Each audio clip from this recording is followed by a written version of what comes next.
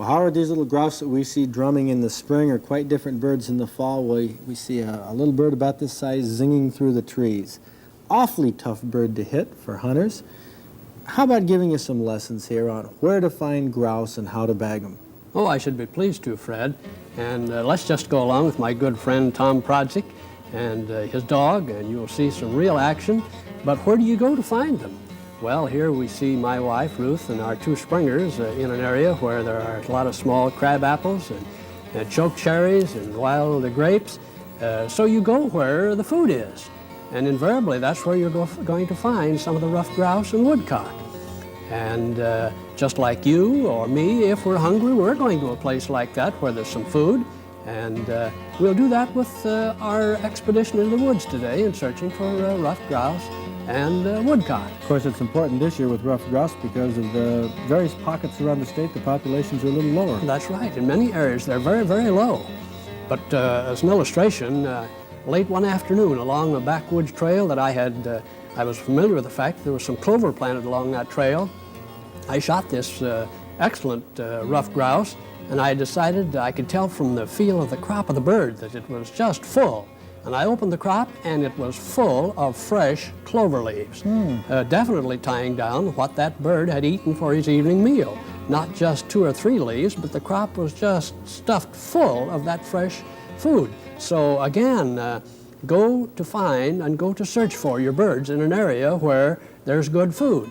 Now let's get right into the bush country with Tom Prodzik and this famous Old Rock. And of all the dogs that I have seen or worked with and back of, I'd have to say that Old Rock was just one of the greatest of all times. And here again, along with my longtime friend Art Hutchings, we're going into an area south of Atlanta a little ways, into what the hunter refers to as typical scrub country, meaning there's some aspen, maple, oak, and a lot of shintangle. And it's in areas like that, and it's in areas just like that that you will find the foods that we've been talking about. But just watch Rock and his hunting mate, Lady, because the 2 finest bird dogs that I've ever crossed trails with in my life. And invariably, when Old Rock goes on point and Lady backs him, as you saw in the previous scene, out goes the woodcock, and Tom's an excellent shot, uses that Model 37 Ithaca, and usually the ruffed grouse and the woodcock hunter will use shot of size 7.5 or 8, sometimes 9. And they'll use a modified choke on the barrel, or perhaps cylinder improved, giving them a good wide pattern, because here you must shoot fast, you must shoot quick. But take your time, move along slowly, watch the dogs, and you're just almost assured of some action when you get into good pat and timberdoodle country. Of course, the dog work on dogs like this is one of the most enjoyable things of hunting. That's the rewarding part. A hunter can go afield and come home empty-handed, but he has had the thrill and the pleasure and the joys of working with good dogs, and certainly you have to classify these dogs as good ones, as I'm positive of.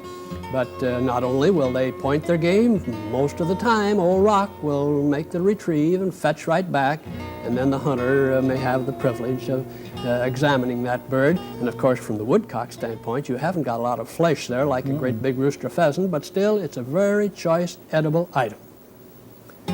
On the wing again, and down they come.